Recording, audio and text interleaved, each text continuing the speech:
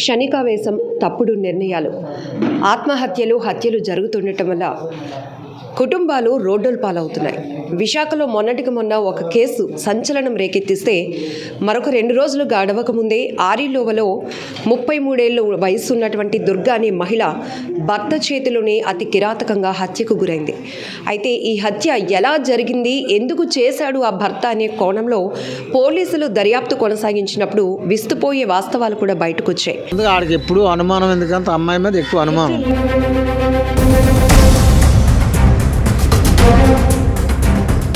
వెళ్ళేటప్పటికి చనిపోయింది.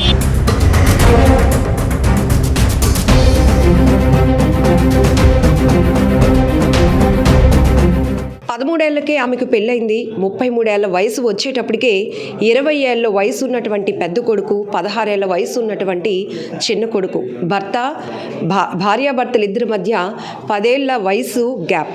ఇవన్నీ ఆలోచింపజేస్తున్నటువంటి వాస్తవాలు.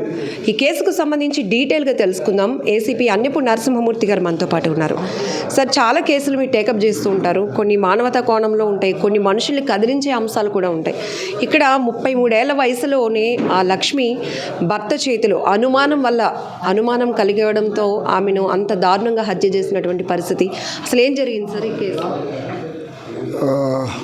దుర్గా 33 ఇయర్స్, దేవుడు 42 ఇయర్స్. 20 సంవత్సరాల క్రితం వాళ్ళకి పెళ్ళయింది. వాళ్ళు ఇక్కడ ఆరిలోవలోనే, ఎందుకంటే వాళ్ళ అత్తగారు మేనత్తగారు ఇక్కడే కాబట్టి ఇక్కడ ఉండడం జరిగింది. పెళ్ళైన తర్వాత పిల్లలు కన్నారు. చిన్న చితిగా వివాదాలు రావడం, కుటుంబ సభ్యుల మధ్య పెట్టడం, పరిష్కరించడం జరిగింది. కానీ దాన్ని భర్త సరిగ్గా అవగాహన అర్థం చేసుకోక ఆమెను పలుదబ్బాలు ఆమె ఫోన్ మాట్లాడితే అనుమానించడం, ఆమె సరిగ్గా రెస్పాండ్ అవ్వకపోతే అనుమానించడం, ఇలాంటి పెట్టుకొని అపోహలు, అర్ధరహితమైన ఆలోచనలు పెట్టుకొని ఆవిడతో నిన్న గొడవపడి ఆవేశంలో ఆవిడని చంపేయడం అనేది జరిగింది.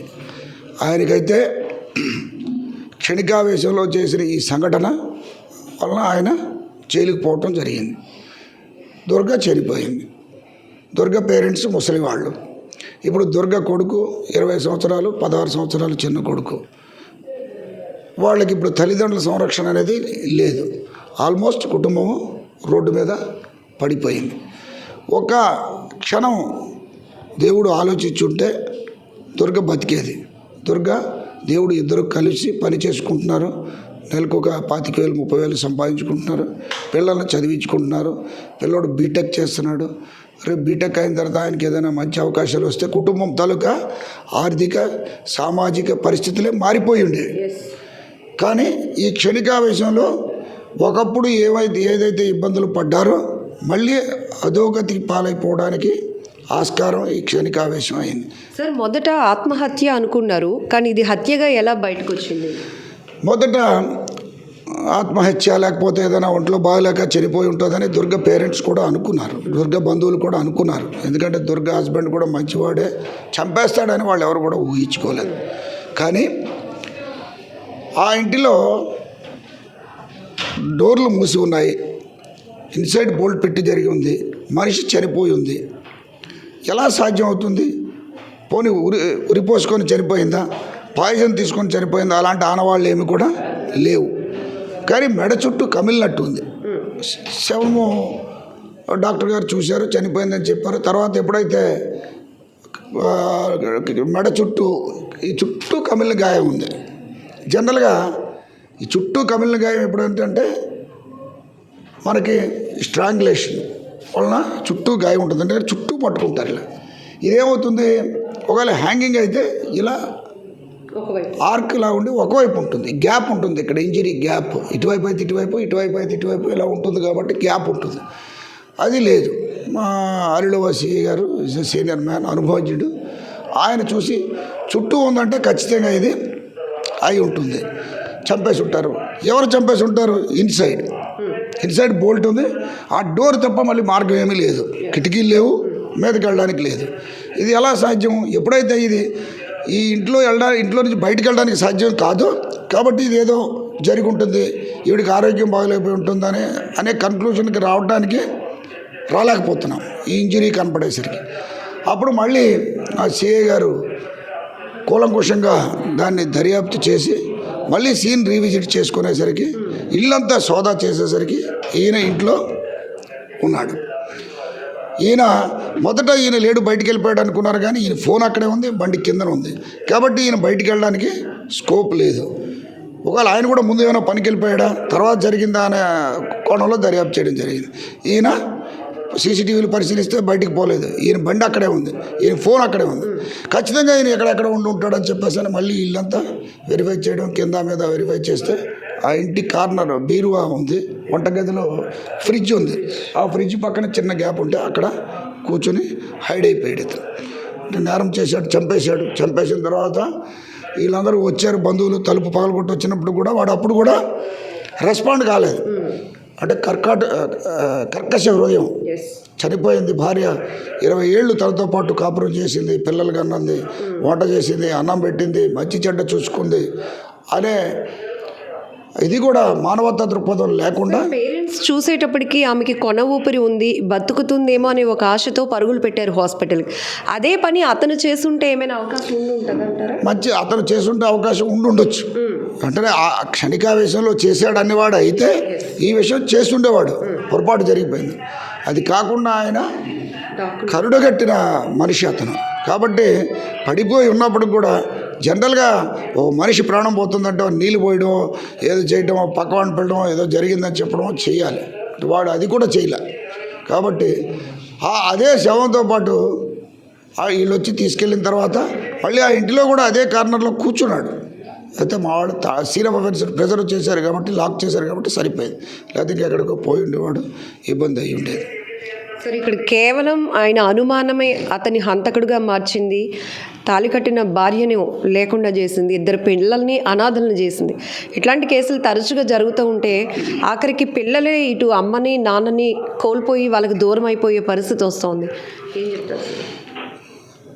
ఆవేశము, అనుమానము, అహంకారము ఇవేవి మంచివి కావు, ఇవన్నీ దుర్గుణాలు. ఈ దుర్గుణాలు డెవలప్ చేసుకొని ఏదైనా నిర్ణయం తీసుకుంటే దుష్ఫలితాలే వస్తాయి. కాబట్టి మనకి క్షణికావేశం ఉన్నంత మాత్రాన దాన్ని యాక్షన్లో పెట్టాల్సిన అవసరం లేదు. కోపం వస్తుంది, కోపం వచ్చినంత మాత్రాన దాన్ని ఒక క్షణం ఆలోచించి అదుపు చేసుకుంటే దుష్ఫలితాలు ఉండవు, నష్టం ఉండదు. అతను అణుచుకోలేకపోయినాడు కాబట్టి ఆయన జైలుకి పోయినాడు, దుర్గ చనిపోయింది, పిల్లలు అనాథలు అయిపోయారు.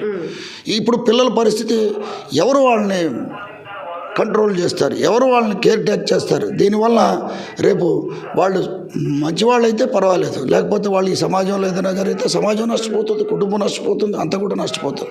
కాబట్టి ఈ వ్యసనాలు, ఈ అపోహలు, ఈ ఆలోచనలు, ఈ ఆవేశాలు, క్షణికావేశంతో నిర్ణయాలు తీసుకోవడం కరెక్ట్ కాదు. అది ఏదైనా సమస్య ఉంటే తనంతట తాను ఆలోచించాలి, పెద్దలతో ఆలోచించాలి. ఏదైనా ఒక యాక్షన్, ఒకరు ఎదురువారికి నష్టపరచడం అనే చర్య తీసుకోవాలనుకున్నప్పుడు పదే ఆలోచించి చేయాలి. ఆలోచించకుండా ఇమీడియట్గా చేసుకుంటే చట్టం ఒప్పుకోదు, చట్టం తను పని చేసుకుపోతుంది. తర్వాత ఈ సినారియోలో తప్పించుకోవడం కూడా కుదరదు. లాట్ ఆఫ్ డిజిటల్ ఎవిడెన్సెస్ ఉంటాయి, లాట్ ఆఫ్ CCTVs ఉన్నాయి, అన్నీ కూడా ఉన్నాయి. కాబట్టి తప్పించుకోవడం కూడా కుదరదు. శిక్షలు పడిపోతాయి. ఆయన మర్డర్ కేసు శిక్ష ఉరి శిక్ష పడవచ్చు, జీవితాంతం ఖైదు పడవచ్చు. మరి అలాంటప్పుడు ఇంకా అతని జీవితం కూడా పోయినట్టే కదా. భార్య జీవితం పోయింది, అతని జీవితం పోయింది, పిల్లలు నిరాశలు అయిపోతారు. కాబట్టి ఇలాంటి విషయాలు ఎవరైనా నేరం చేసే ముందు, ప్రతివాడు నేరం చేసేస్తాడు, కానీ దాని కాన్సిక్వెన్సెస్ ఆలోచించాలి. కాన్సిక్వెన్సెస్ ఆలోచిస్తే నేరం చేయకుండా ఉండాల్సిన పరిస్థితి వస్తుంది. నేరం చేయాలనుకోవడం ఈజీయే, బట్ దాని తర్వాత ఉన్న కాన్సిక్వెన్సెస్ దాన్ని ఆలోచించాలి. అప్పుడే మనం నేరం చేయాలన్న ఆలోచనని కంట్రోల్ చేసుకోగలం. సార్, దుర్గకి 13 ఏళ్లకే పెళ్ళి అంటే ఇదేమైనా ఫోర్స్ఫుల్గా జరిగిందా? ఇష్టం లేని పెళ్ళ? భార్యాభర్తల మధ్య ఏజ్ గ్యాప్ 10 ఏళ్ళ వరకు ఉంది. ఇద్దరి మధ్య విభేదాలు, అభిప్రాయ భేదాలు ఉన్నాయా సార్? ప్రాథమిక విచారణలో వాళ్ళు ఒకే ఫ్యామిలీ మెంబర్స్, మేనమామ పిల్లలు. కాబట్టి సద్హృదయంతో పెళ్లి చేశారు. ఒకే కుటుంబం వాళ్ళు. ఆర్థిక సామాజిక పరిస్థితులు బట్టి 20 సంవత్సరాల క్రితం జరిగిన సంఘటన, దాన్ని మనం ఎనలైజ్ చేయలేము ఎందుకు జరిగింది అనేది. బట్ ఒక 20 సంవత్సరాల క్రితం ఉన్న సమాజంలో ఒక ఇల్లిటరేట్ ఫ్యామిలీస్లో ఇలాంటివి సహజమైనవి. ఒక 20 సంవత్సరాలు బాగానే కాపురం చేశారు, కానీ అభిప్రాయ భేదాలు ఉండే. ఆయనకి 42, ఈవిడికి 33. ఆలోచన విధానంలో కూడా వేవ్ లెంగ్త్లో కూడా డిఫరెన్స్ ఉంటుంది. ఆయన ఆలోచన ఒకలా ఉండొచ్చు, ఈవిడ ఆలోచన ఒకలా ఉండొచ్చు. ఆయన అవును అనుకున్నది ఈవిడ కాదనుకోవచ్చు, ఈవిడ అవును అనుకుంది ఆయన కాదనుకోవచ్చు. విభేదాలు పొడచూపాయి. ఎందుకంటే పిల్లల్ని, అత్తమామల్ని అందరినీ మాట్లాడితే వాళ్ళు చెప్తున్నారు, ఏదైనా ప్రాబ్లం ఉంటే మా ఇంటికి వచ్చేయమ్మా అని చెప్పేసి అని కూడా చెప్పాను సార్ అని ఫాదర్ అంటున్నాడు. బట్ ఏ వివాహిత కూడా భర్త పిల్లల్ని వదిలేసి కన్నారింటికి పోలేదు కదా. ఇవన్నీ కూడా సమసిపోతాయి అనుకుంది ఆవిడ పాజిటివ్ యాటిట్యూడ్తో ఉంది, ఈయన నెగిటివ్ యాటిట్యూడ్తో ఉన్నాడు. కాబట్టి ఈయన చంపేశాడు. కాబట్టి నెగిటివ్ యాటిట్యూడ్ ఎప్పుడు కూడా నష్టపరుస్తుంది తప్ప లాభపరచదు. నెగిటివ్ యాటిట్యూడ్ని ఆఫ్ చేయడం కూడా కరెక్ట్ కాదు. సార్, ఫైనల్గా ఈ కేసులో అనిపిస్తోంది అండర్స్టాండింగ్ లేకపోవడం, కుటుంబ వ్యవస్థ కోసం కాంప్రమైజ్ అవ్వకపోవడం, అనుమానమే పెంచుకోవడం అనేది ఇక్కడ మొత్తం కుటుంబాన్ని చిన్నభిన్నం చేసింది. కుటుంబం అనేది చాలా ఉత్కృష్టమైన కార్యక్రమం. అది ఒక రోజుతో అయిపోయింది కాదు.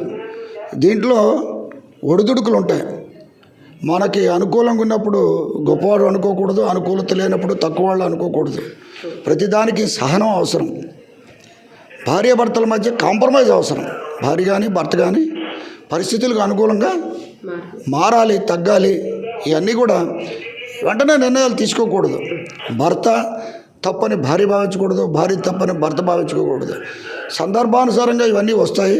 దాని తర్వాత ఎందుకంటే మళ్ళీ పిల్లలు వీళ్ళిద్దరి తాలూకా మ్యారేజ్ అనే తాలూకా ప్రతిఫలం పిల్లలు కదా. వాళ్ళకి వీళ్ళిద్దరు చేసిన పనులకి వాళ్ళు బాధ్యులు కాదు కదా. కాబట్టి పిల్లల్ని దృష్టిలో పెట్టుకొని ఇవన్నీ కూడా మనం తగ్గించుకొని ఆవేశకాలు తగ్గించుకొని చిన్నపిల్లలా బిహేవ్ చేసి కొట్టుకోవడాలు తిట్టుకోవడాలు కాకుండా ఓ మెచ్యూరిటీగా బిహేవ్ చేయాలి. ఒక కుటుంబం మహత్కష్టమైన కుటుంబం అనే కార్యక్రమంలో మనం స్టేక్ హోల్డర్స్, మనం పార్ట్నర్స్ అనే ఫీల్తో నా కుటుంబాన్ని చాలా వృద్ధిలోకి తీసుకురావాలనే ఫీల్ ఉండాలి. సార్, ఖచ్చితంగా ఇక్కడ భార్య దుర్గని అపార్థం చేసుకొని అనుమానం పెంచుకున్నాడు. అంటే ఆయన చెప్పిన దాని ఎందుకు చంపేసింది ఆయన. చంపేశాను. ఎందుకు చంపేశావు సార్? ఫోన్ ఎక్కువ మాట్లాడుతుంటా సార్. ఫోన్ అంటే ఎవిడెన్స్ కానీ ఎవరితో ఆయన అది క్రాస్ చెక్ చేసుకోవాలి. నువ్వు ఎవరితో మాట్లాడుతున్నావు, నెంబర్ ఏది అని, లేకపోతే ఎవరితో అడగాలి. తల్లిదండ్రులతో మాట్లాడచ్చు. జనరల్గా ఒక స్త్రీ తన తల్లిదండ్రుల కుటుంబం పుట్టినిల్లు వదిలి మెట్టినింటికి వచ్చినప్పుడు ఆవిడికి అన్ని తల్లిదండ్రులతో మాట్లాడుతుంది, అక్క చెల్లెలతో మాట్లాడుతుంది, అన్నదమ్ములతో మాట్లాడుతుంది, మేనమావులతో మాట్లాడుతుంది, మేనత్తలతో మాట్లాడుతుంది. ఇవన్నీ కూడా మనం నెగిటివ్గా తీసుకోకూడదు. నేను ఫోన్ చేసిన వెంటనే లిఫ్ట్ చేయాలనంటే అది కరెక్ట్ కాదు. అక్కడే అవగాహన రాహిత్యం, ఆవేశం, అనాలోచిత నిర్ణయాలు, వెంటనే నిర్ణయం తీసుకొని పీక నొక్కేయటం, ఇలాంటివన్నీ కూడా మూర్ఖత్వమైన పనులు, మూర్ఖత్వమైన ఆలోచనలు.